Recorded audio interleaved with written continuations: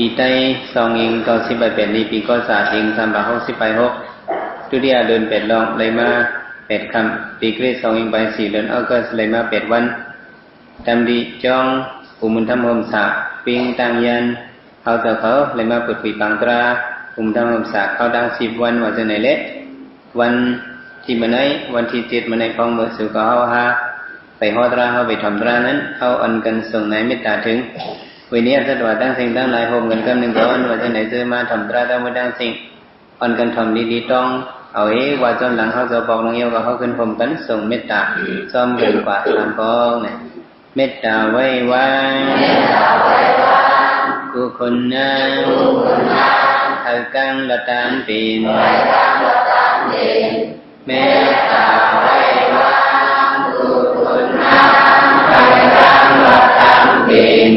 เมตตาไว้วางกุคนนาเอากังละตามปีน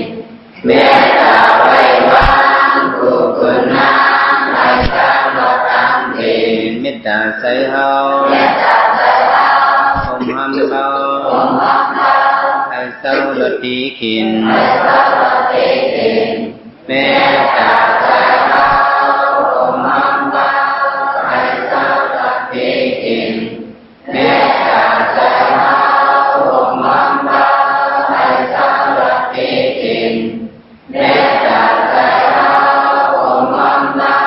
ให้เศร้าลดดีขินสัตวาดังเสือmôn sư đan đê chân gắt yên sát hoa đan đê hai môn sư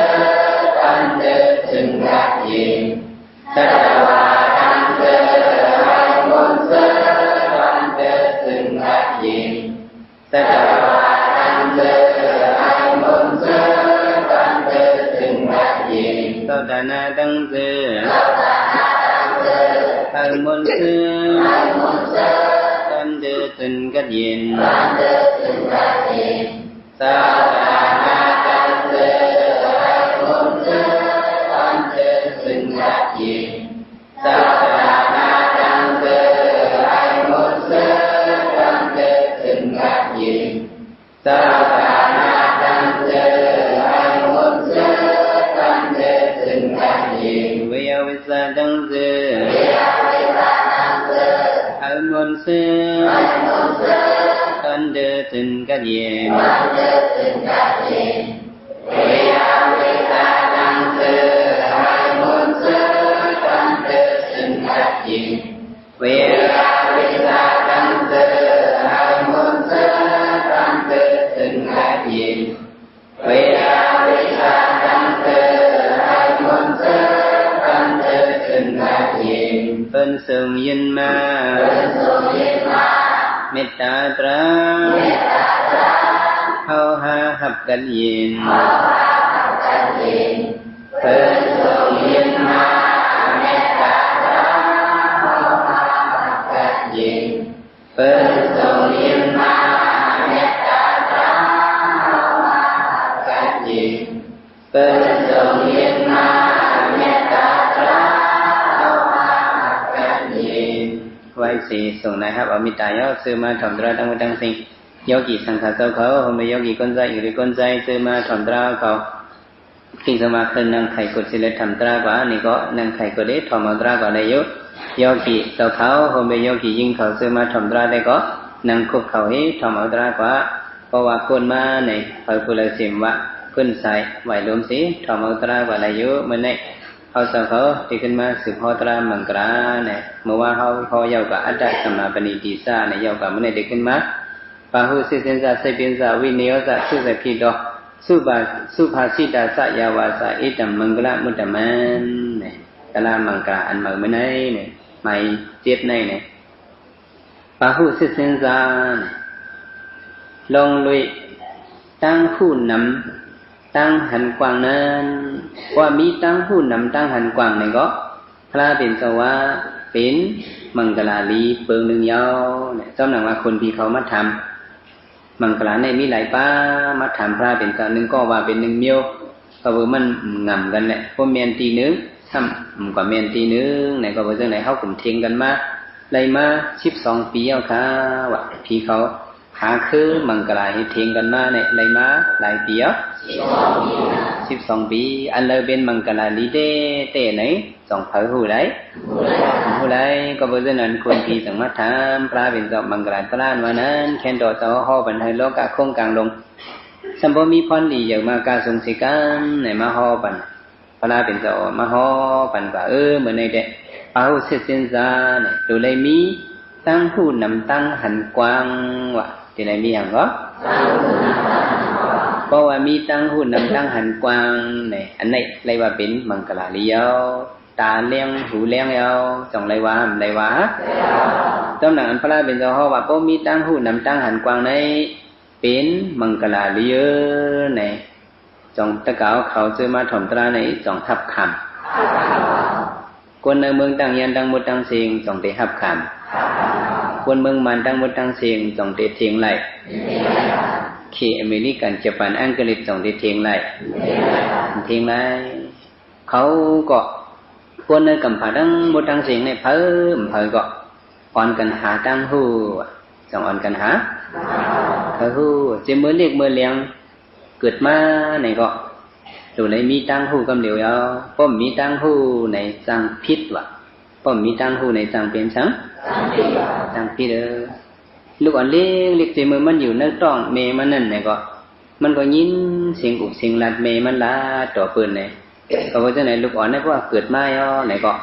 เขาต้องเมเขากำเดียวในเขามีตั้งหูเขามีหังเหรอก็เป็นต่างก็มาหอบไหนมันจูพอเป็นเมมันมาหอบมาอื่นพอมายินเสียงเมมันเนี่ยลูกอ่อนnàyต้องมันติดเย็นกว่าฮะก็เบอร์มันยามยินเนี่ยมันมีตังหูนะก็ไม่มันหมอหูมาหมอการตอมเต็มมาเนี่ยมือมันใบมีตังหูนั่นเนี่ยมันหันฐานไฟแรงอ่อนเนี่ยหางลีตามันไว้เพราะหางลีตามันเนี่ยลูกอ่อนเนี่ยผมหันมันเดี๋ยวสุดเชิงกันลงให้กระจู้ฐานไฟแรงแล้วจองได้กว่าจองมันปามีตังหู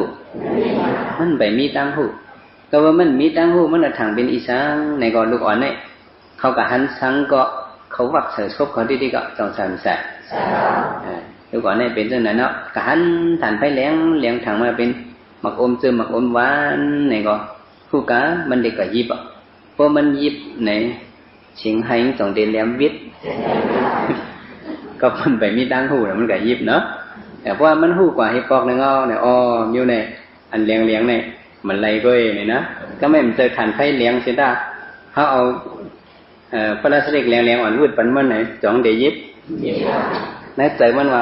อันเลี้ยงให้หมอใหม่เนี่ยมันหูมาต้องหูก็ไม่บางเลยก็หันตั้งกินตั้งเยี่ยมอ่อนเพราะว่าเป็นเพื่อนสอนมันกินนะมันเอาใส่ซบดีๆก็หันช่างก็เอาใส่ซบดีๆก็เบอร์มันใบมีตั้งหูก็หันยาผักมันไปเลี้ยงแล้วไหนก็มันเอาที่ผักใส่ซบมันสองเดียวเอาใส่เพราะใส่ซบมันเนี่ยมันติดเกี่ยวเหยแย่มเมซบมันติดเลือดดูก็เบอร์มันมีตั้งหูมันก็ติดกินอยู่ดีๆก็สองใส่ซื้อเป็นก้นลงอันมีตั้งหูในสัมเด็จก็หันมันลูกอ่อนนี่ยังซบซะบ่เลือดชมพูแรงกับมดนะไหนมาคอกไปซบมันทำถังเป็นหินกินตั้งกินมันสองเตะปันสองเตะให้เมื่อส้มเดือดนั่นมันมาให้รู้ผมวันมายิ้มซบมันเอาวันมาคอกไปเงาได้ซบมันส้มเดือดเดือดย่อยซึกๆในซบมันสมมติเต็มปากแล้วไงเนี่ยจะเป็นอุเมปีไอปีนั่งมันหันไหนแหละทุ่มแล่วันไหนที่มันสองเตะทุ่มก็มันไปมีตั้งหูมันใครทุ่มมันเด็กอมไปเด็กพอสั่งถูกมามันเด็กอื่นแล้วก็มันไปอื่นอะไรมันแย่มันไปแล้วน่ะเนาะเยี่ยมมาดิส้มก็เลือดเอานะปีน้าดูก่อนก็เนี่ยการตีlấy nhóp chọnตีlấy nhóp này nhópการตีlấy nhóp rót con nhópมือ con nhóp tínมัน con nhóp khổมันลูกอ่อนchọnตีเจือกให้ตีนมันน่ะถิบป้องส้มก็ตีงำไม่เกี่ยนแก้บตอนนี้งำศพมันไว้จะเป็นอุเมมันนั่นแหละลูกอ่อนเนี่ยก็ให้มันเกี่ยวกันในสิ่งใดก็เขาพูดกะแต่ไรงักศพมันเหค คอกออกเอาลิบเอาแรงเอาสองในคอกในคอกย้อนเบอร์หาลูกอ่อนเนี่ยมันมีตังหูเลยมันตีทบพีมันได้แบ่งเหรอในเจ้าลัดในบ่มมีตังหูไหนตีทบพีโยกีเขามานั่งตะลาเนี่ยก็ดูเลยมีตังหูบ่มมีตังหูไหนตีเป็นสังตีทบพีโยกีเขาจังว่าเจ้าเขามาว่ากำเริงสุดนั่นเอาข้อความพอเสียเจ้ามาลงดัดนี่กว่าเพราะทุกข้าววิจารมาในเขาขาดที่ไรที่ข้าในจะเปมันถามอ่ะพอเจ็บมาเนี่ยมันว่าเจ็บเยื่นอะไรก็เยื่นเยื่นอะไรก็เยื่นมาจากไหนนะก็ไม่ยกเกี่ยวกับสมเด็จว่าอาลูขันเจอเพื่อนในเสียสังว่าไม่รู้กันเนาะสมเด็จว่าเนาะในมันเหมือนเรื่องลูกอ่อนนั่นเนาะลูกอ่อนนั้นไปมีตั้งหูกับคบกินผักมันแล้วนะไหนสองมันมีอย่างตั้งหูมีเปิ้นมาหิมเอามันไหนก็สองมันเจ็บในก็เหมือนไหนอ่ะย่อเกี่ยวเขาเพราะว่าเจ็บเอาทุกข้าเวทน่ะเป็นมาเอาไหนย่อเกี่ยวเขาถังว่า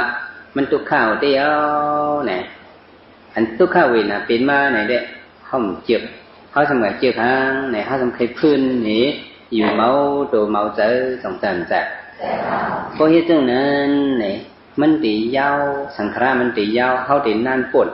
นั่งตะลาเมื่อไรก็เขาตีเป็นเล่าไก่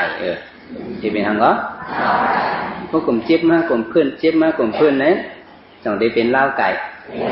เป็นเล่าไก่ดิดิเสียสมาเลยมันหัวพอสู่กลุ่มนี้ไหนเด้สุดที่เป็นเล่าไก่ดิก็ไล่เก่าดิก็เอามันเด่นขึ้นสร้างขึ้นสูงไล่เนี่ยเสียสมาเขาให้สู่ขึ้นสร้างขึ้นสูง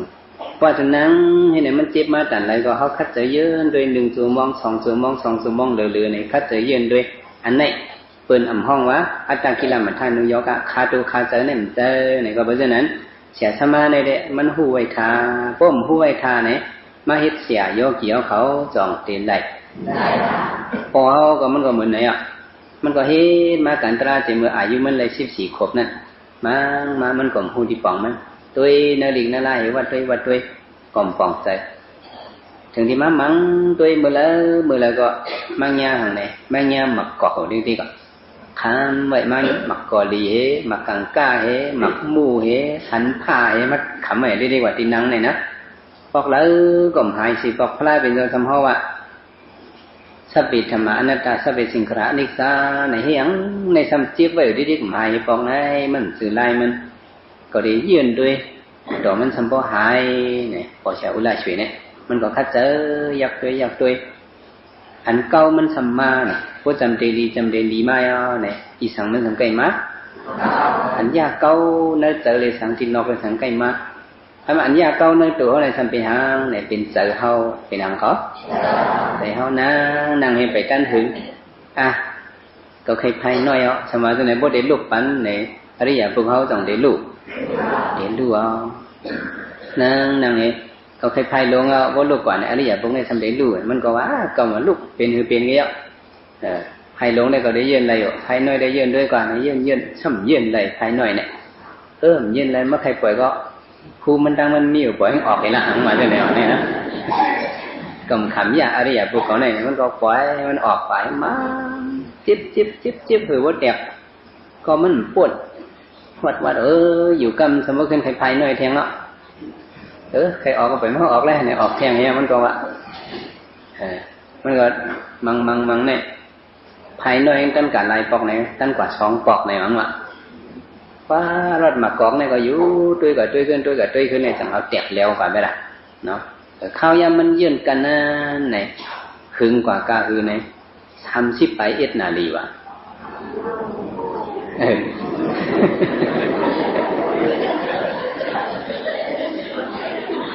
ก็สร้างซ้ำพึงกันนั่นเนี่ยเยอะเกี่ยวเขาก็มันนั่งนิ่ม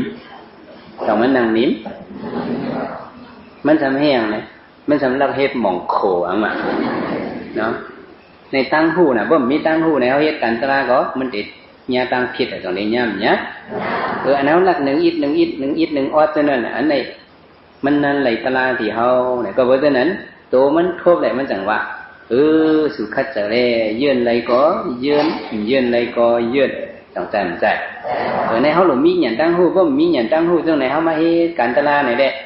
พวกอย่างเงี้ยเสียอันใครลัดโอนลัดเกี่ยวนั่นเด้ไปหาใครเพื่อนเขาเพื่อนเลยตอนนี้มีคนนั่งมันเลยก็ยอดตลาดเลยสิว่าเจ้านั้นเมามังก็มันเลยอันนี้โยเกี่ยวเขามาให้การตลาดเนี่ยมันจือว่ามาเอาน้ำเกี่ยวมันจือดูเลยพูดจักทุกข้าศึกษาทุกข้าเนื้อตัวเขาเนี่ยเขาหลุหูเด็ดเขาหูซิเซนซ่าเนี่ยลองในตั้งหูอันวันนั้นเขาหลุเลยมาหูเนี่ยเพราะมาคัดเจอด้วยเอาไหนเนื้อตัวเขาสองเขาตีหูเขาหูเลยก็เพราะฉะนั้นเขาหลุเลยมีอย่างตั้งหูเจมโลกี่โลกุตระเนี่ยเขาหลุมีอันตั้งสุดท้ายไม่ยันยันอันทอมเอาบนนั้นเนี่ยเขาหลุเลยหูอันตั้งเพราะเขาทอมเนี่ยเขาทอมตราให้ปัดเอาหังกุยในสองมันติเปลี่ยนไหลเป็นไรแต่ว่าเขาหลุดมีเสียสมามาลาในปัญหาเขาหลุดเก็บเอาตั้งหูขึ้นมาสู้ขึ้นตีเนื้อใจเขาในมางำด้วยกันตีเนื้อดูเนื้อใจเขาสองมันเมียนกันนะอันเสียสมาลาเนี่ยตัวเสียสมาลาเนี่ยเขาโยกีเขาตุกข้าให้เจอเย็นได้ก่อนจืดมันเหมือนเจอลูกอ่อนกินผักมันแล้วนั่นแหละผู้กะเปิ่นถึงยอบมันเห็นควักเอาเนื้อซบมันอะไรมันเต็มเจ็บสองได้เจ็บมันเต็มไรใจกุ้ยกะเหมือนไหนโยกีเขาอันวันนั่งยักหึงไหนเด้อย่าเป็นนึงอันวันไหนโยกีเขาก็ตีไรใจกุ้ยกะไรใจก็ตีไรฮิตไหนต่างใจป้าเขาเส้นซ่าหน่อยนั้นเขาหลุมีตั้งหูจังว่าความเขามังมิวใน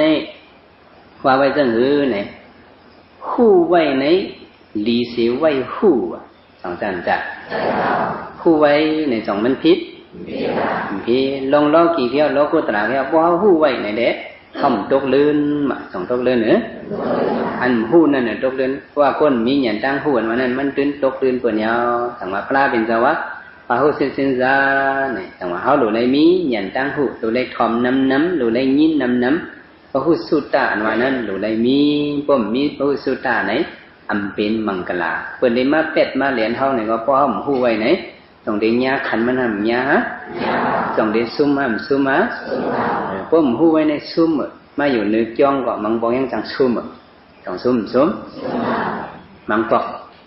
ของหูอาจารย์เปิดนั่นน่ะมาติดจ้องไงจะเสียค่าเขามาส่งช่อมมาส่งเงินหนึ่งตาอยู่2-3 วันในตะกาคล้องขึ้นป่อมากขึ้นเขาจะไข่มาเหมยมาหมุนเสามาส่งซ่อมค่ามาส่งเกียงซ่อมเขาซ่อมหมดเลยหมุนเสาตะกาในตึกมาเหมยเนี่ยเที่ยงวันตั้งตะกายหมุนเสาเอ็มบุดกันเนาะทำไมมาล็อกไล่มันทางเสียเจ้าค่าได้ปั้งเสียเจ้าเขา6 ปลา5,000 โต๊ะ6 ปันขึ้นไหนเนาะ6 ปลาติดกับซ่อมเข้มขาซ่อมเนื้อเนี่ยนะอีกกับซ้อมเข้มซ้อมไหนข้าก็ตึกไข่มาเหมือตีเพื่อนก่อนไปมีหังเพื่อนก็มีวันก็มีก่อโจ้ตันเชื่อก็มีสังก็มีขย้อนยิ้มดิจ้องเจ้าสาวในค่ะก็สังเป็นได้อันเหมือนเข้มข้าออกเนี่ยนะมุนเจ้าก็ว่าตีเลยใช่ในเฮเนี่ยแต่กาเด่นกับซ้อมในตึกมาเหมือนในปันยิ้มในเจ้าสังเจ้าจ้างเขาเนี่ยยิ้มกว่าก่อโจ้ตันเชื่อเอากว่าอันเหมือนหลายวันก็วันเหมือนเอากว่ากังในคาที่มาปั้งขาหน้าเนี่ยcàng này mà muốn cho viên chẳng ca này bao hay cầm lại còn mai em đó bom hu vậy này trong số mà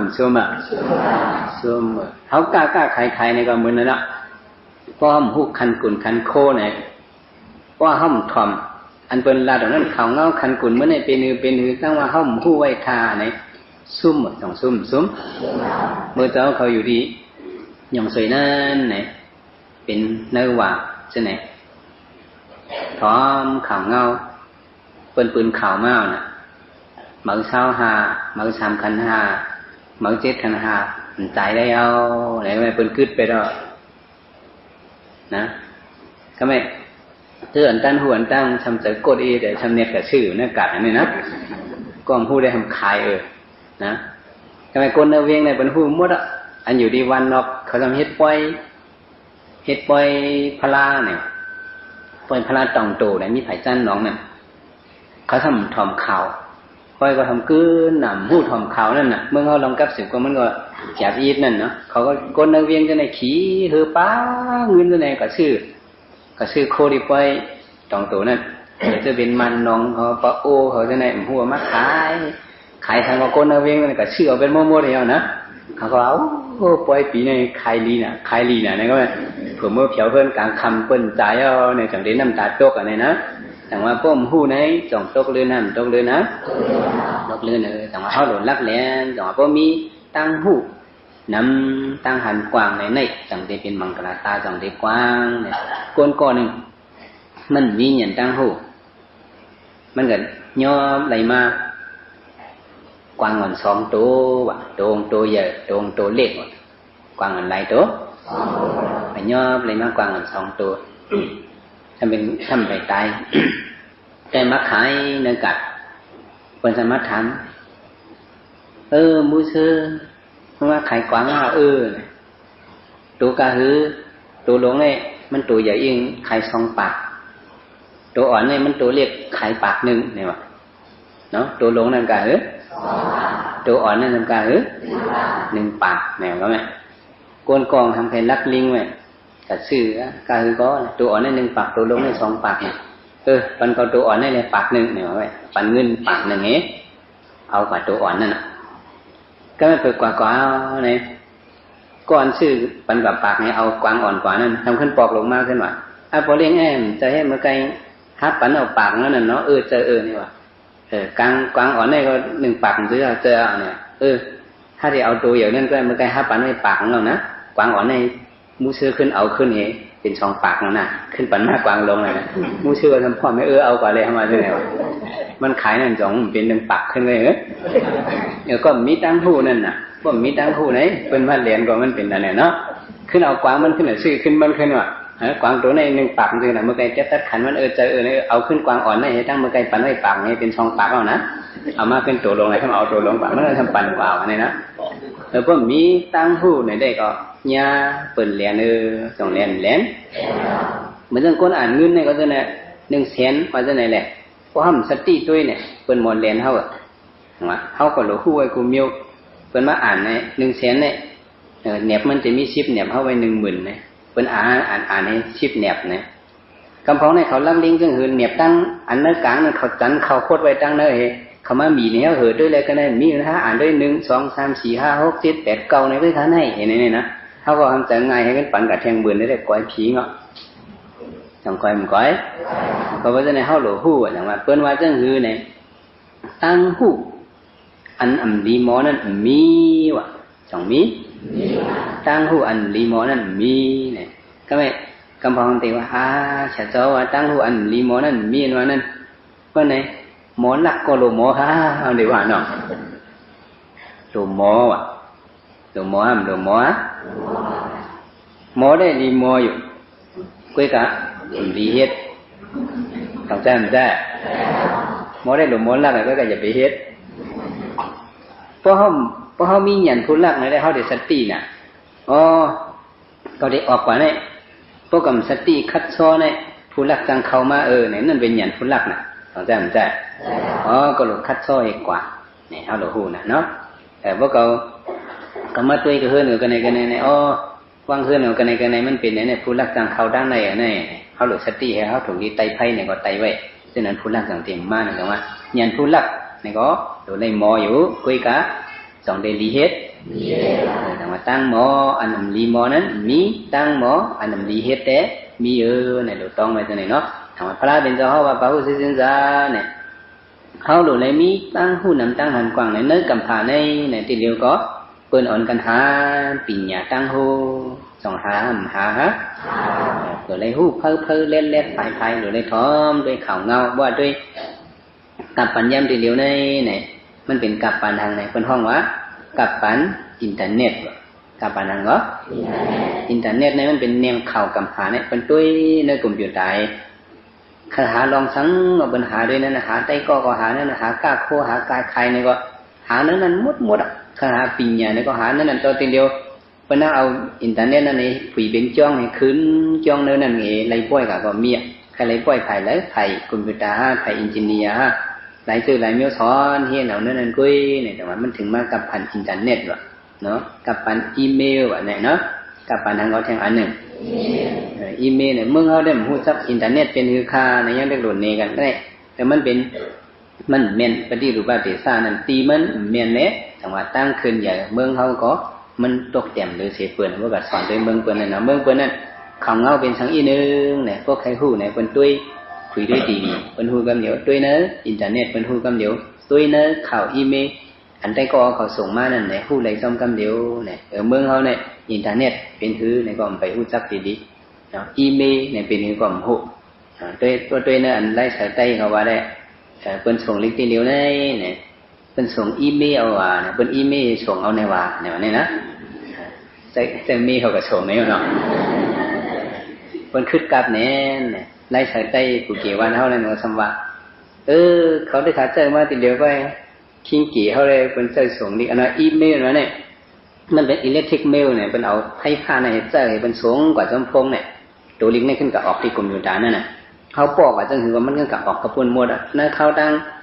พอเขาส่งลิงก์อันเป็นทงลิงก์ในเขาใส่กันเนื้อปุ้งเทียงวันเป็นอะไรเกี่ยวเป็นส่งกว่าจอมเพิ่มมีในจังกระถึงน่ะอันนั้นจะกว่าจอมสายไพ่กว่าจอมสายพงในกับเชียวกระปุนก็เขากับผุยด้วยในก็มันทำอะไรในก็เข้าดัง5 มินิ 3 มินิในก็มันสมบูรณ์เพียวกว่าเขาส่งกับเมืองอเมริกันในก็เข้าดัง5 มินิก็มันเพียวกว่า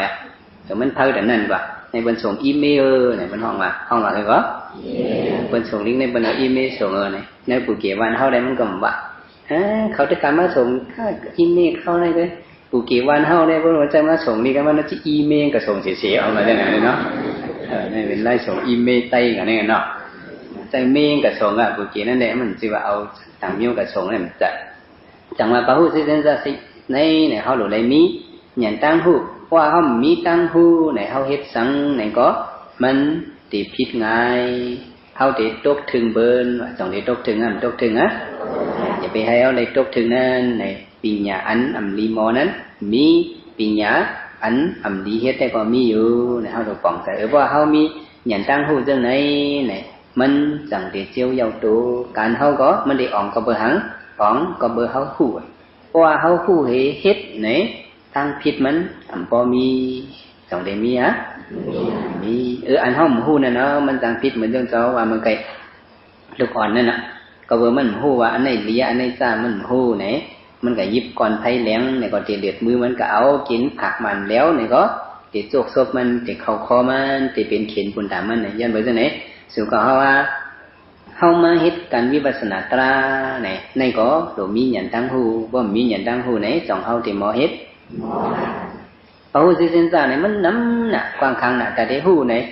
โลกีปิญญาในกับปันติเลียวกับเป็ดตะหนึ่งเห็นมันหมดเลยจงได้หมดเลยไผ่หมอยาว่าจังไหนเลยมันเห็นหลายปีจงได้หมอหมดเลยไผ่อินจิเนียร์เครื่องจักรมันเห็นหลายปีจงได้หมดเลยกับปันติเลียวไผ่เห็นคอมพิวเตอร์ในเห็นหลายปีก็ยาวมันหมดเลยนึ่งเข้ากับนึ่งลึกนึ่งเข้ากับนึ่งลึกนึ่งยังนึ่งเดือกเลยแต่ว่าในเป็นโลกีปัญญาเนี่ยลีมอเนี่ยลีมอเพราะหมอเอาเจอปุ่นด่าเขาลองนี้เนี่ยก็เป็นลองลีเอาเจอปุ่นด่าลองให้ซ่าเนี่ยก็ตีเป็นลองให้ซ่าอยู่ไปกับเจ้าหนังเขาจะว่ากับมันไงนั่นปัญญาอันลีมอนั่นเด้มีอันลีเฮ็ดนั่นเด้สองมีquan tayเขาบางเดียวสัมจุนไงห้องซ้อมมังกรตลานั่นมังซื้อยังตึกว่าต่อถึงทีเดียวมอลิก็อึบเข้าเนี่ยสองว่าในมันเป็นมังกรตลาพระเป็นเจ้าว่ามอลิกไหนติดตกแต่เป็นมังกรเป็นสังก็พระเป็นเจ้าว่าพระหูสิสินซาไหนดูไล่คู่น้ำยินน้ำถ่อมน้ำมอน้ำเนี่ยมันจังได้เป็นมังกรเนี่ยเพราะสังว่ามอลิก็อึบเข้าไหนเข้าไหนมันงำเม่นมังกรตลาพระเป็นเจ้าเลยจองเขาตีสร้างขึ้นเยอะเลยแต่ว่าเขาหลุดหูนำแต่ว่าตั้งหมออันนั้นเขาหลุดคัดเจอให้มันหมอเนาะการตั้งหมอเนี่ยเราการโครงการหลงในมันนำสีตาก็ความเขาแต่ว่าหมอลิกอมอึบเข้าในเรื่องสังกำพรสมาจังหือหมอนำก็หยัดน้ำในวันนี้จังว่าหมอนำก็หยัดน้ำเนี่ยในเปิ้นก็ว่าที่เจ้าเขากองเป็นพระก็ว่าเนี่ยชาเจ้าลอยห้างนั่นก็ว่านะชาเจ้าลอยห้างจะมาเจ้าตึกมานุ่งหมุนตั้งอ่อน แต่ถ้าหมอเมียวหนึ่งเต็มเมียวหนึ่งแคบพลาอ่อนจะไหนก็จะเป็นนู่นนะแคบทางพลาอ่อนช่างอ่อนเต็มหางจะไหนก็มันเป็นเจ้าเฮ็ดเนี่ยบางเมียวเฮ็ดไพ่ว่าฟังจะไหนไพ่มาเพื่อทางสิ่งเฮ็ดอายุก่อนจะไหนเจ้าเฮ็ดเป็นกูเมียวมันเจ้ามาตุยเจ้าไอ้เหมือนนั้นห้องเจ้าว่าจังเหรอห้องว่าเจ้าอ่อนเนี่ยวะเนาะห้องว่าคือก็เจ้าอ่อนของเขาเจ้าป้าเล็กให้เปิ้นน่ะแต่เลี้ยวได้เท่าหรือเป็นเจ้าเท่าเอาไว้เนาะนึกว่าเจ้าอ่อนเนี่ยแห้งคาเสียเจ้าจึงน่ะเจ้าในหมอนน้ำก็อยากน้ำก็เอาว่าจังไหนวะเนี่ยต้องเม่นอยากน้ำนะเดี๋ยวในรูปให้หมอหังไปแล้วtới cả anh hao mỏ mà nè hao lũ vậy thì thế nào thực sự khảo sát hết phay len hao anh len mà nè hao lũ bưng bận bận nhau nè hao mỏ mà lại nèเป็นไผ่เลี้ยงเนื้อหมกไม้ในได้ก็ทูสังสองเดือนสู้หวังเขาเราเป็นไผ่เลี้ยงในกลุ่มกลางเมืองเขาในสื่อคือเอาภาษาศาสนาเขาในเขาหมอมาเขาเราขึ้นมาพึกเพบันพี่น้องเขาก็ป่องใส่เอาตะลาขึ้นดูด้านบันเปิลเอาปิญญาตะลาในขึ้นปอนบันเปิลในสองเข้มฮะเข้มพวกเงานอนอยู่ตัวใจร้อนเนาะในเขาหลุดขึ้นมีป๋องใจซ้นบันกันเนี่ยจุดปังงักตั้งบันจ้ำหนังเขาเจ้าว่าอย่าไปสอนเอาในได้ก่อนว่าหมออะไรต่างคือก็ดีแต่นั่นตั้งหมออันนั้นดีหมอนั่นมีคุยกันอันดีเฮ็ดนั่นแต่มีอยู่เนี่ยมาผูกมือคือมาว่าเขากัดคือตั้งหมอนั่นเนี่ยมันเด็กขึ้นปลามากกว่าเนาะก็เขาตัวอะไรหู้ไว้อันตั้งหู้ไว้ไหนแคนสีไว้หู้เนี่ยคุยกันนั่นกันปิญญาตั้งหมดตั้งเสียงในเนี่ยโลกีปิญญามันนั่นเข้าดังยาวสัมสาในเขาหมอ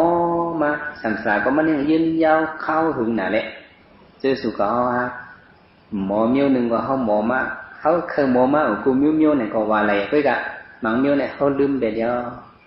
ย้อนไปสังเลยว่าเรื่องนั้นเนี่ยเขามาตัวเขามาสอนการบางเมียวอันเขามือด้วยนั่นเนี่ยเขามาสอนกำหนึ่งเฮียนกำหนึ่งกุ้ยเขาเจียวหมอสองเจียวหมอเจียวต้องก็เป็นการล่อกี่นี่เลยนะเฮียงก็เขาก็ป้าใจจัดก่อนวันหลังจัดหนึ่งเขาก็ยำหมอมาเนี่ยเขามาเฮียนสอนเอาเนี่ยมันพออยากไปนับเห็นก็มันพออยากเราลองสอนกลุ่มอยู่ตาพอป้าใจเขายำมามันพออยากสอนการไทยว่าเขาป้าวาสนามันมาเขายำเฮ็ดมาหลายชาติหลายปานมันหมอมาไว้ทามันมีซื่อมันไว้เนี่ยขึ้นมาเฮ็ดเอาเนี่ยมันอยากมันเจียวหมอกุ้ยกาแต่ที่มาหมอความพลาตลาว่าเนี่ยหยาบว่าหยาบยาวต้องหยาบแต่ที่ต้องกาถาพระเป็นเจ้าหนึ่งโหเนี่ยต้องหยาบฮะหยาบเจอเก็บสัมพุทธิในบางเป็นเดือนนั่นเป็นไรก็มีแหละวันนั้นนะย้อนเปิดสังเขาสำนันอะไรเนี่ยย้อนเปิดเขายำเฮียนสอนมาปิญญาโลกุตละเนี่ยก็เปิดเขายำเฮียนสอนมาเลยมันต้องดีหยาบเปิดเพราะเขายำเฮียนสอนมาเนี่ยเหมือนเดิมสปอทิลาเขาจะเนี่ยเขายำมีปารมีมันมายำอมอันปิฎกธรรมกองมาเนี่ยจัดกำน้ำเนี่ยเขาจะมาเป็นก้นกัดเขียนปิฎกธรรมกองไล่อมศพก็เบื้องเขามีจื่อมันไว้เพราะมีจื่อมันไว้ในจ่องเดียวจังไรเหมือนจะเขาจะว่ามือแกเจอกันจากEDPซอเนี่ยก็เหมือนมังออโดบีซีเนี่ยก็ว่าละเนาะจะต้องจื่อมุนเจ้าเนี่ยก็หมอต้องไรมุนเจ้านั่งจ้องถือว่าคือจื่อมันเนี่ยมือหัวเนี่ยนะหัวเจ้าเช้าเนี่ยก็น่ะเนี่ยนะจื่อเจ้าเช้าว่าคือเนี่ยก็หัวลูกสองหัวต้องจื่อมุนเจ้าว่าคือเนี่ยนาลีต้องเนาะในก็เปื้อเนี่ยก็เปื้อเขายำบึดมักมาเขายำพึกมาเนี่ยแต่ที่ต้องจื่อมุนเจ้าในคำห้องต้องจื่อมุนเจ้าจื่อมุนเล็กนั่นจื่อมุนเจ้าหังจื่อมุนเจ้าสูงเนี่ยหูให้เขาห้องว่ามุนเจ้าจันฉาเนี่ยก็เนี่ยเป็นจื่อก้นเฮือนเป็นเกินน่ะทำไมอากาศก้องสมัครต้องจื่อมุนเจ้าเนี่ยก็ดีหรือต้องเนี่ยก็เจ้าเนี่ยกระถางจื่อเสียเจ้าว่าคือข้าเนี่ยจื่อก็ว่าอุยวัตตะเห็นไหมเนี่ยว่าคือก็จื่อก็ว่าอุยวัตตะในลีค่าติดต้องไว้ค่าเนี่ยว่าทำโกลืมคนลงมาจำตั้งอุยวัตตะเนี่ยทำไมเผื่อมาทำโกลืมพอโกลืมในหรือในต้องกึกเสียมีเมียวในเมื่อไหนก็ไม่ห้องนั้น12 มองจำโทษเป็นปืนข่าวให้ข่าวเงาเย้าเป็นทำปล่อยมาโมเดวัตตะเห็นไหนก็ไม่นะหลุดต้องกึกอุยวัตตะโมเดวัตตะเนี่ยกึกกันนะก็ไม่นะไอ้ u đi vật ta mu đi vật ta này quả đây quả phở chéo hơn cả khi lướt thế từ muốn trong lưm bẹt hay không ạ ở bên thắng sẽ cho mở ăn má đây chứ qua hư bán này mu đi vật ta à cái nàyปีญาโลกุตระเนี่ยก็เพื่อเขาสอนมาพระเป็นเจ้าแต่ได้เป็นพระวันนั้นก็สองง่ายแต่เขาได้เลยเป็นสั่งเป็นจ้างมีหยันเข้ามาเฮ็ดกันตระวันนั้นก็มันง่ายย้อนเบอร์ซึ่งเขามาเฮ็ดสอนนี่ก็ในว่ามันอยากก็อยากตันหุยอยากมันหรืออะไรก้นคัดเจอว่ะสองมันถือหรืออะไรก้นคัดเจอเพราะว่าเขาคัดเจอพร้อมเอาไล่มันเรียเฮ็ดจอมไหนแต่ก็การสังสิมว่ามันถึงที่ยศฮอดที่ไปแล้วอยู่ว่าเนาะการอันเลยก็อย่าแต่เดี๋ยวมีตามเย้านั่นมีเนี่ยเพราะว่าเขามีแห่งคัดเจอเนาะเพราะว่าเขามีแห่งหยันเสือว่ะอันกันว่าจอมพอมีแห่งหยันเสือการอันเลยก็อย่าตาเย้ามีพอมีแห่งหยันเสือการอันเลยก็อย่าตาเย้ามีพอมีแห่งหยันเสือการอันเลยก็อย่าตาเย้ามีในเป็นปีเนี่ยว่าตัวเก่งนะมากับมันน่าสิสติว่าเขาหลมีแห่งหยันเสือหรือหูอันตั้งพวกมันหูเฮ็ดไหนเด็มันจับเส้นตั้งมันจงเด็ดจับเส้นตั้งมันนั่นก็แต่เดี๋ยวมาเฮ็ดย่อเกียนว่านั่นเนี่ยก็ตีหิมผากยองไผ่ตั้งห้องเนี่ยเจ้าเขาเตรียมไว้นั่นพอเช้าเตรียมไว้นั่นสอนกันว่าจอมผู้ลีอิงซ้ำยำถ่อมยินทำตั้มเจอแจ้งโหนตกด้วยตัวเสเลยเป็นลู่หันเขาหาอันปันดีเจ้าไหลมาในเป็นคุณตายอกี่ที่เฮ็ดกันเดล่าเนี่ยที่ไรหู้ไว้อันไหนอันตั้งไม่ก็มันตั้งหมายสามนั่นว่าเนี่ยยำถ่อมยินทำอ่ะนะผู้ลีอิงซ้ำเนี่ยยำถ่อมยินทำเนี่ยนั่นหมายสองเนี่ยที่ไรถ่อมตะลาวะเนี่ยยำถ่อมยินทำอ่ะนะเพราะว่ามันถ่อมทำเนี่ยเด็อันใดเป็นอันเมียนอันใดเป็นอันผิดอันใดเป็นอันถูกไหนจองเฮาตีหูไหล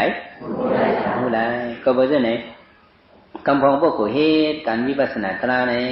เขาทางว่าเขาซื้อเตออยู่ห้างกุยเขาวัดหลวงห้างกุยเขาเป็นฮอตลาเนี่ยใครถอมเขาหลุดเกี่ยงเอากุยเนี่ยพวกเป็นเรื่องนั้นเนี่ยยำถ่อมยินทำเนี่ยป้าเนี่ยก็ตาเดี๋ยวหัวอันตลาเนี่ยสองมันเดี๋ยวหัวอันไหลหัวอันไหลกำพองไอ้ว่าเขาเนี่ยเป็นปฏิบัติลงการสอนหลีกตัวไล่ในเขาเหมือนหลวงถ่อมตลาจะในเขาเหมือนหลวงเอาในใกล้ว่าจังนั้นอันไหนแมนสองมันแมนพี่เด็กไหนมันแมนเปิงลงมันการปฏิยัติการปฏิบัติเนี่ยnhiềuลูกกึกกันnhauผัดกันไหนไรต้องได้ผัดกันไรปฏิยัติเนี่ยมันเหมือนหางเนี่ยเหมือนหนังหักไม่เหมือนสังก็ปฏิบัติไหนเหมือนลำไม่ต้นไม่ปฏิบัติในสมบูรณ์สังก็ลำไม่ต้นไม่ปฏิวิธาโน่นนี่ทำเป็นหมักมันหมอกมันไอหอมมันหมักสมมติต้นไม่หนึ่งอันโน่นนั่นมีหักมันหลายๆก็เปิดห้องต้นไม่มีลำมันหลายๆก็เปิดห้องต้นไม่เนาะก็มีหักมันมีลำมันแต่ได้มีหมอกมันหมักมันไอหอมมันก็น้ำหวานมันก็สองมันแต่มีไรก็เพราะฉะนั้นหมังซื้อในใกล้หรือว่าเขาในเป็นปฏิบัติกุ้ยเขาเหมือนซื้อปริยัติเขาในเป็นปริยัติกุ้ยเขาเหมือนจะปฏิบัติในอันนั้นมันขัดกันดังพระเป็นเจ้าห่อไว้พระเป็นเจ้าว่าเด้ปาหุเซนซาในดูได้มีตั้งหูน้ำตั้งหันกวางในดูได้มีก็มีตั้งหูน้ำตั้งหันกวางในเขาตีเฮ็ดนั้นมันจังพิเดอจังพิดำจังพิษก็เพราะฉะนั้นซื้ออันว่าเขาเป็นปริยัติกุ้ยซื้อปฏิบัติในก็เมียนสองเมียนเนี่ยซื้ออันว่าเขาเป็นปฏิบัติเอาเนี่ยเป็นเฮ็ดกรรมฐานเนี่ยซื้อว่าปฏิบัติในเขาซื้อปริยัติในก็เมียนสองเมียนเนี่ยเหมือนกันนะตอนมันนั่งเนื้อปลังห่อได้ห่อตลาบันโยกเกี่ยวเขาถอมเอาเนี่ยห้องเยี่ยมเขาถ่อมตลาเหตุทำตอบการในถ่อมเอาตลาเข้าเจอในเป็นห้องทางในห้องว่าการปริยัติว่าคันสังก็สอนทำน่ะเนี่ยต้องสอนให้โยกเกี่ยวเขามีอย่างตั้งหูลูกในห้องมือสอนกันหนูเรื่องไหนเนี่ย ในเป็นปริยาแล้วเป็นสังก็ปริยาแล้วอันยองเขียวเขานั่งรับตายยากด้วยในขันธะดูขันธะเป็นลู่มันกึมยากด้วยเวทนาเป็นลู่เจนะเนี่ยนั่นเป็นปฏิปาเป็นสังก็มีปริยาปฏิปันเนี่ยดูเลยเอาคือกันเนาะทางว่าเขาหลุดป่องเสวยเสียเจ้าลงอย่างรุ่นนั้นมันว่าไว้จังหือเนี่ยปริยัติการสอนหลีกอันอัมปาปฏิปัตินั้นทำดีๆเนาะปริยัติการสอนหลีกอันอัมปาปฏิปัตินั้นมันเหมือนน้ำมีผ้าห่มก็เบอร์ไหนมงแมงจังตกเสือเนื้อมันง่ายๆในเสียเจ้าลงอย่างรุ่นว่าไว้เนี่ยเนาะปฏิปัติอันอัมปาปริยัตินั้นเนี่ยเหมือนก้นตามหมดนิดเดียวต้องจำใจเขาหลุดกึกกันกับว่าที่ไหนปริยัติก็สีนี้ปฏิปัตินั้นจงได้ตกถูกปริยัติสมาสีนี้ปฏิปัติในก็จงได้แม่นในเป็นการพลาเป็นเจ้าตั้งสองอันเสมอปันพลานั้นเหตุใดอันหนึ่งก็หลุดใดเหตุอันหนึ่งเนาะกำลืนมาจะเลยมาก้อยกันปริยัติปฏิปัติในหนังกันเว้ยเนี่ยทางว่าผู้เป็นขั้นดาดูระวิปัสสนาดูระเหตุอันหนึ่งก็จะเลยเหตุอันหนึ่งในพลาเป็นเจ้าตั้งวางไว้ในเป็นการศาสนาพระเป็นเจ้าเนี่ยอย่าไปซี่กันโพซี่กันเนี่ยเป็นตั้งพิษหนังกันเนาะต้องได้พิษกำพองในเด็กก็เห็นนั่นน่ะเด็กซี่พวกเป็นเขาก็หาซี่บนเจ้านั้นเนี่ยพวกกูก็เนี่ยปริยัติเตก็มันเป็นสองมันเป็นปฏิปัติเตก็มันเป็นสองมันเป็นเพราะมันเป็นปฏิปัติเตเนี่ยมันป่องแต่ปริยัติเนี่ยมันสั่งเป็นปฏิปัติก็ว่าในตาเตซี่ก็มันมีชื่ออันซี่นั่นเขาจะไหนปริยัติก็หูถึงติปฏิปัติก็เขาหูถึงติต้องเขาหูถึงติแหละโกนเมียวนั่นแหละเจ้าสุขัมปันจือเขาว่าเขาเนี่ยปริยัติก็เขาจือปฏิปัติก็เขาจือเขาทำเป็นทั้งไหนเขาเป็นปฏิปลาดเนี่ยนั่นเป็นปฏิอย่างก็มันประหลาดไว้มันจับตั้งมันน่ะมังยันพงยันก็สองมันถึงแหละถึงไรก็เพราะฉะนั้นผู้ลีอิงจันในอันตั้งสุดผู้ลีอิงจันอันนั้นเขาหลุดได้อยู่เช่าจำเช่าผู้ลีเหมือนเจ้าเขากล่าวว่าปันติดานินจาสิวนาในทีไรเฮ็ดก็คนมีปัญญาทีไรเฮ็ดก็ปันติตาทีไรเฮ็ดก็ค่ะก็ทีไรอยู่จำปันติตาเลยอ่ะทีไรอยู่โดยปัญญานั่นหรือมาเดี๋ยวในปัญญาเนื้อโตในนั้นที่ว่าปัญญานอกโตนั่นน่ะพวกไอ้อยู่โดยปัญญานอกโตได้ก็ออกมาอันเดิมมันน่ะผู้ลีอิงจำเนี่ยย้ำถ่อมยิ้มช้ำเนี่ยที่ได้ถ่อมตะลาเสียเจ้าข้อห่อเนี่ยในเป็นยุคตะลาในเป็นหนำตะลาขันธาตัวเขาในเมื่อเขาได้ยึดกันตะลาเนี่ยเขาหลุดจักเพเขามันหูจักยุคหนำอันดังปีนี้จนถ้าไปต่อเนี่ยที่ได้ปักเป็ดปีนี้เพเมื่อเขานั่งกันตะลานั้นที่ได้ยักตัวป่องเสวะมันเป็นยุคเล่นนามกุยเนี่ยในหลวงมิเสียสอนปัญญาพุทธยามสอนบันเนี่ยเขาคุมต้องอันการโลกาสอนเขามานั่นมันเป็นโลกาสังขารเป็นเฉพาะปีหยับลงหลายห้อมป่วนในเนื้อของปีหยับอันเป็นการโลกี่ดังหมดทางเสียงนั้นสอนสังขยะมันป่วนปีหยับใดสองมันป่วนแหละติดต่างซื้อมันกูเมียวน่ะอียาในก็ต่างซื้อมันกูเมียวในเป็นว่าหาปีหยับนามาปีหยับสมุทรปีหยับต่างเจอในกว่ามั่วเสียงอ่ะเต็มเนื้อกูมีแต่ซอฟต์แวร์ฮาร์ดแวร์จนอีสังอีเสียงมั่วตาซื้อมันก็นำหนาเป็นปีหยับหมดเลยกะพวกเด็กฮิตกันตลาการวิปัสสนาในสำหรับว่าปัญญาดันถ้าไปตัวในที่เลยปักเป็นปัญญาเพชรที่เข้าถึงมันได้หุบเกียบ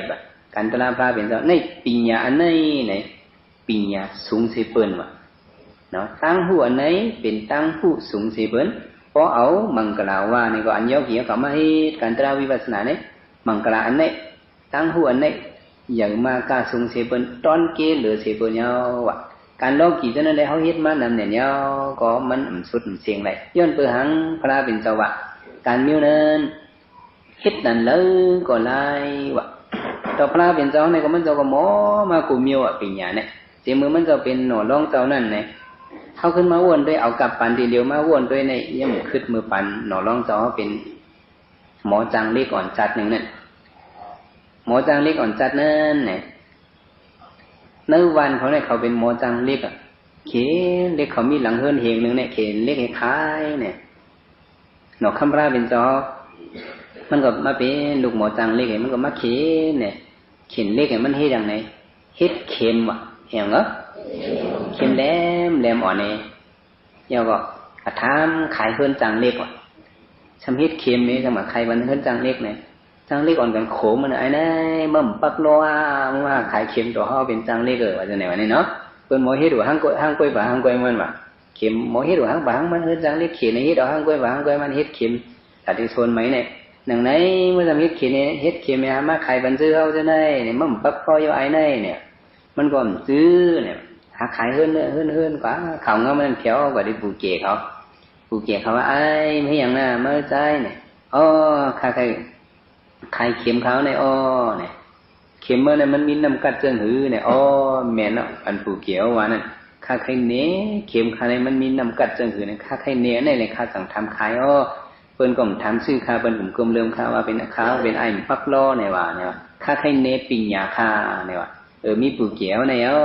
เข็มเมื่อมีน้ำกัดเจืองหือเมื่อมาทำขายบรรเทาอันว่านั่นเนี่ย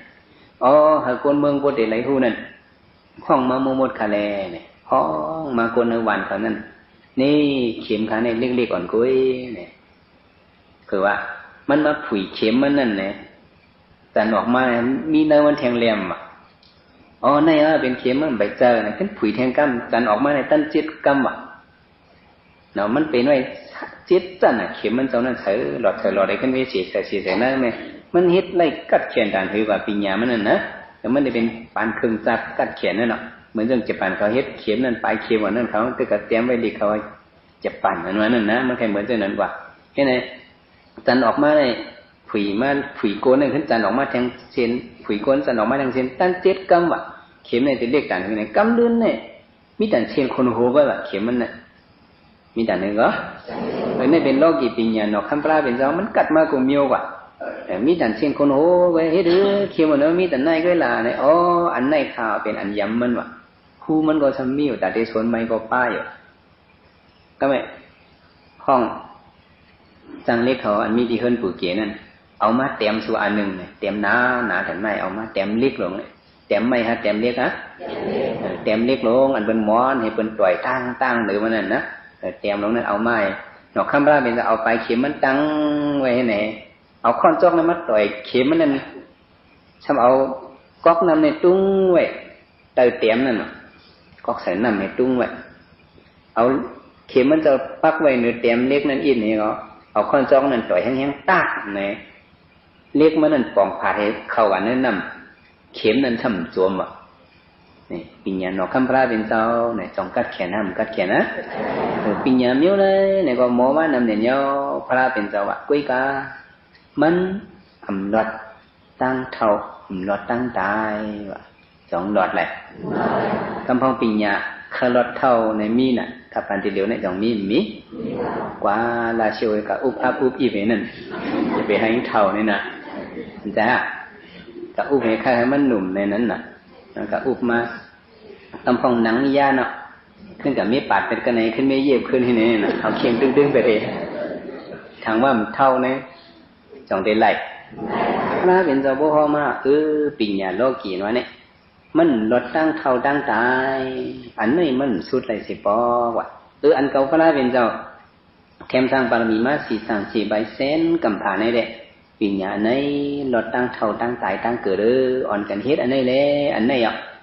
มันเป็นการดีมังกรสีปัญญาพระพุทธเจ้าเนี่ยสังว่าพระเป็นเจ้าอัมมาฮอเนี่ยในก็การเป็นสัตว์วายตั้งเสียงในปิญญาอันไหนปิญญาหันเป็นรูในปิญญาลดตั้งเท่าตั้งตายในจงสุขเขาฮะจงได้หูไหลหังกุ้ย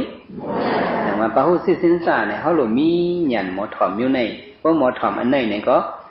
ในเป็นมังกรอย่างมากการสงปุ่นดับเขาว่าเขาเนี่ยยกเกี่ยวเขามาถอมในเป็นเฉพาะยุคหนาเมื่อเนี่ยมันมาหุบเก็บหมดเวลาเป็นเจ้าเนี่ยอันเป็นปิ้งยับนั่นพวกเด็กก็ต้องซื้อมันในมันนำหนักเข้ามันต้องไหลหมดตรงนี้ต้องไหลอย่าไปพมว่าหังซื้อหมอกมิ้วเหลียวไว้กลายเป็นหมอกตะการหมอกเกาหลีเฮ็ดให้มันหูหมดจัดในตรงเดียวหูไหลกลายเป็นไม่ตะการไม่เกาหลีเฮ็ดให้มันหูหมดตรงเดียวหูไหลหูมาก็ตรงเดียวลดตั้งเท่าตั้งตายไปตั้งหูหมดก็มันเด็ดเท่าเด็ดตายเอานั่นนะมันเย้าตัวไรอันพระเป็นเจ้าเด้มันจำโลกเอาหัวเบ็ดหัวไก่หัวย่อยมันเอาขุบเอาหมดเห็ดด้วยเอากลายเป็นหางตั้งสิ่งอันหมอลู่เหลียวเรียบไรเนี่ยเนาะก ถ้าเป็นทางตั้งสิ่งอันหมอรู้เหลียวแหลกหลายในสูตรต้องว่ามันเป็นยุกเป็นทางก็เป็นรูปป้าเนี่ยเป็นรูปเนี่ยเป็นยุกเป็นยุกตะลาเป็นโตเป็นทางต้องไว้ที่ไหนก็เย้าเนี่ยต้องเย้าโมดำเย้าโมดะสำเพียงอันหนึ่งหมอวนหมอชนที่ไหนอันนี้ทำเป็นเจอเนี่ยในโลกาเนี่ยมี2อันก็ว่ามันจะหุบเก็บไปเลยอย่าไปให้เจอน้ำนั่นน่ะต้องจำใจในเป็นไล่ปิญญาหังในปิญญาพระเป็นเจ้าแต่ได้ออกม้วนปนหลอดเนื้อสัมสระนะเนี่ยพวกหูอันไหนเนี่ยในเป็นปะหูสิสินสาในเป็นมังกรายเอาเนี่ยมาหูเก็บปัญหาเองขึ้นหูแข็งเนื้อกะยุกน้ำในเนี่ยมันกึกกันสองกึมกึกอันมีอันเป็นสัตวะไว้ในยุกน้ำในกึกกันอันคือสัตวะวิญญาณก้านั่นได้มันกึกกันมันเป็นยุกหลายได้เหมือนจะเมฆว่ากอกว่าหมอกว่าเพลินว่าจะได้มันเป็นเฉพาะยุกหลายๆด้วยเฉพาะยุกหลายๆซึ่งในก็มันกึมสองมันกึมแต่เมื่อจ้องธรรมายงเขาได้เฮ็ดมาเลยมา30 ปีไปไหนเมื่อเฮ็ดนั่นได้เหม่อสองเหม่อทีเราเลยมา30 ปีไปสองมันเก่าว่าสองมันกึมยุคตั้งเสียงมันกึมป้าเจ็นตัวเขาสองมันกึมในพระเป็นเจ้าหูปันเขายุคอันว่านั้นมันคือมันหมอรู้เหลียวเจออันว่านั้นก็มันหมอหูมันหมอไม้มันหมอต้องมันหมอท้องส่วนมันมีเฉพาะจังไหนมันหมอหูจับอันเจ็บอันไม่อันแสบอันเป็นเวทนานั้นมันหมอหูเนี่ยพระเป็นเจ้ามาหูปันในโลกาลงเนี่ยก็เอาnhậnสปิญญูหูเนี่ยเด็มันมียุคนามกุยมีอย่างไรก็ยุคนามอันnày cóมันคืมไหนมันคืมสองมันคืมthì đểเอาnhậnอันไหนเหตุด้วยเอาเจออันไหนเจอnhậnวิญญาณเนี่ยขันธาน้องว่าเจอnhận này thìเลยด้วยลองว่ายุคนามเขาเนี่ยมันคืมเพราะเขาด้วยกว่าจึงไหนมันเป็นลู่บ่ไหนจึงอันไหนตีอ่อนเขาออกม้วนป่นหลอดพี่เท่าพี่เกิดพี่เป็นพี่ตายเนี่ยในพระเป็นเจ้ามาแถมสั่งปารมีมาสีสั่งเฉยไปเซนกำไผ่สั่งเทหูไรนะแต่ว่าตั้งหูอันไหนไหนมันลาลีมีสองเดลาลีมีไล่กำผาก็มันลาลีมีเจ้ากับพระเป็นเจ้ากี่เรื่องกว้างปอมาให้แหละสั่งมาห่อนี่เขาศาสนาพระเป็นเจ้ายืนยาวเข้าหึงมาถึงแต่ไหนเลยสั่งมาห่อนี่เขาสั่งว่าเขาหลุดเลยมาหาตั้งหูถอมยินดังอีกคัดเจอด้วยผมเห็นเรื่องนั้นเด็กหยันเขาลีดันเลยก็ไล่ตาเตะหูหันเลยเฉพาะเป็นดูอันมานั้นมันหูไล่สองเลยหูไล่อันหูไล่หังกุ้ยในมีพระเป็นเจ้าเฮพระศิกาพุทธะสองเจ้าในกุ้ยโดยสินั่นเด็กก็หูไล่ดูเลยมีสระสมาอันหูลีหูไล่มีตัวทั่วไปมาในบรรเทานั้นเขาสองเตะหูจัดปิญญาอันจันทร์สมสิเป็นในอันมีมังกรใหญ่สิเป็นในแต่ว่าโยเกี่ยวกับเขามาเฮ็ดกันตนาวิปัสสนาเข้าดัง10 วันอันว่าในเนี่ยเขามาเฮ็ดเนี่ยมันเป็นมังกรใหญ่สิเป็นเอาเนี่ยจงยุ่มมะซึมตักเสียงนั่นว่าอะไรจงยุ่มในพระเป็นเจ้าเขามังกรตะลานว่าคือว่าเขาตั้งนอกหลายก็เขาปาเนตัวเขาแต่ว่าแถวสมบูรณ์นั้นเนี่ยเขาโดนในคัดใจว่ามีสระในเด็กถ้าเขาได้หูเป็นดูนั่นมีเหมือนจังเสียเจ้าลอยห้างเนี่ยมันเจ้าได้หมอลิกสิตัวลิกมันเหมือนหูตัวที่หูลิกได้เก่าหมอรู้ลิกที่นั่นด้วยเพราะว่ามันจะมาค่าเจอกันตรามันจะว่ายำเฮ็ดมาเนื้อถึงนั่นคือเจอมันได้ก่อนนี้มั้งมันหันเป็นลุมันนางเหมือนแล้วก็หันเงาเลียงหันหมอกนอนคือหันผ้าหันเมืองผีมันจะหันถึงนั่นก็จะเป็นลุมันจะหันพอมาทำให้หรือเจ้าทำหันหน้าเป็นลุหันไม่ได้ไม่เบิ่นเลยด้วยน้ำมิกเนี่ยคนในตัวจึงคือหลานเสียเจ้ารับตาเลยเนี่ยเข้ากัดพอเสียมันตื้อมาโหดจีนมันสันเอาย่อยมาโหดจีนมันเสียเจ้ารับตาหน้าเนี่ยเอาคนมาโหดจีนขนโดนอะไรมันไล่หน้าผากของเจ้าหน้าผากเจ้าเสียเป็นหือเนี่ยแต่เลี้ยวๆผีโค้งดีๆรอดๆเฉพาะเป็นดูเนี่ยมิ้วในเสียเจ้ามันคือว่าเอาตาด้วยเอาใจคู่เอาวันนั้นเสียเจ้าขึ้นรับตาก็ไม่ขึ้นตัวขึ้นดินหน้าผากเมื่อไกลสองมีเนี่ยมันจะเอาจะปวดชาได้มันเอาขนนั่นไล่หมอยนั่นเอาไล่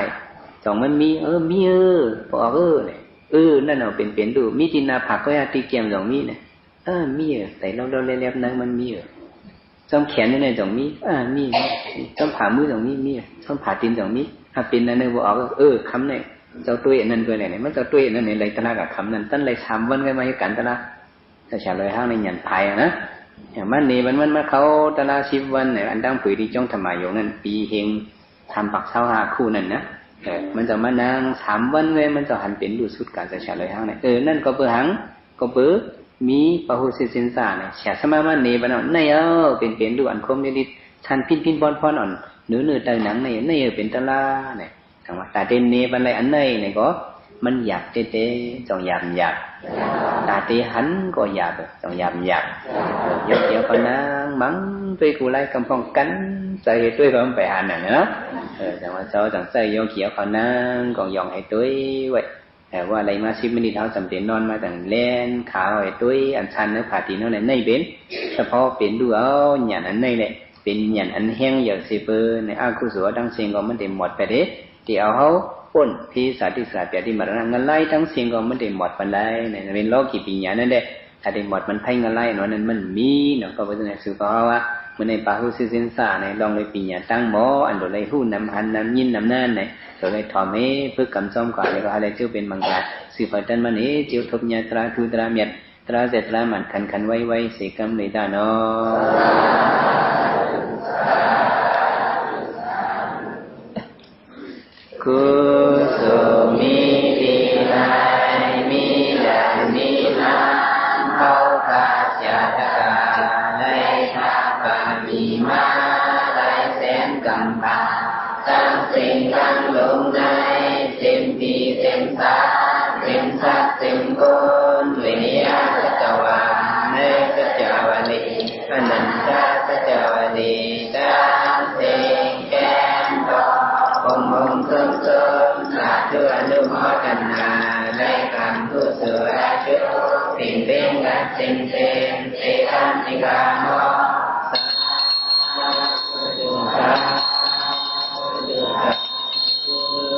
กุศลมีดีนายมีใหญ่มีน้ำเข้าปัจจตกะได้ดาบารมีมาได้แสนสัมภาตั้งสิ่งตั้งลงนาเต็มปีเต็มสาเต็มสักเต็มก้นเวียสัจวาในสัจวาลีอนันตสัจวาลีตั้งสิ่งแก้มดอกองค์ต้นสาธุอนุโมทนาได้กรรมกุศลเจ้าเป็นเวรกันสิ่งเสกัญญิกาโน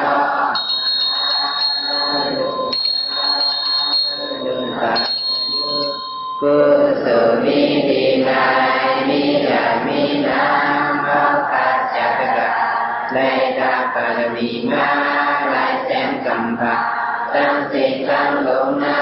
เต็มปีเต็มสามเต็มสักเต็มก้นเวียสัจวาในสัจวาลีอนันตสัจวาลีตั้งสิ่งแก้มดอกองค์ต้นสาธุอนุโมทนาได้กรรมกุศลเจ้าสิ่งเล่นกันสิ่งเสกัญญิกาโน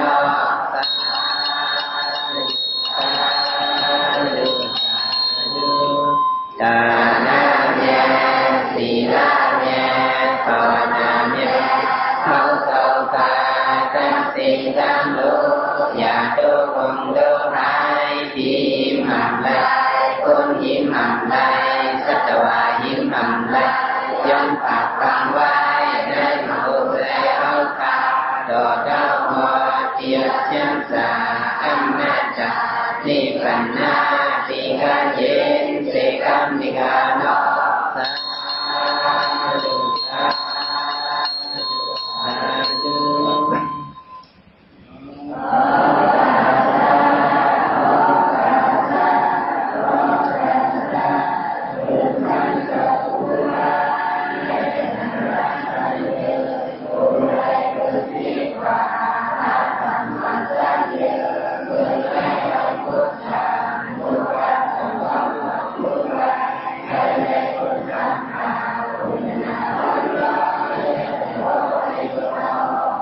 Sabidyo visanu savaranga vinasadu madivandamriya sagirika yuka bhava abhivadana sarisa niksa vakta vasayino saddalo dhamma vadandu ayuvanno sukham balam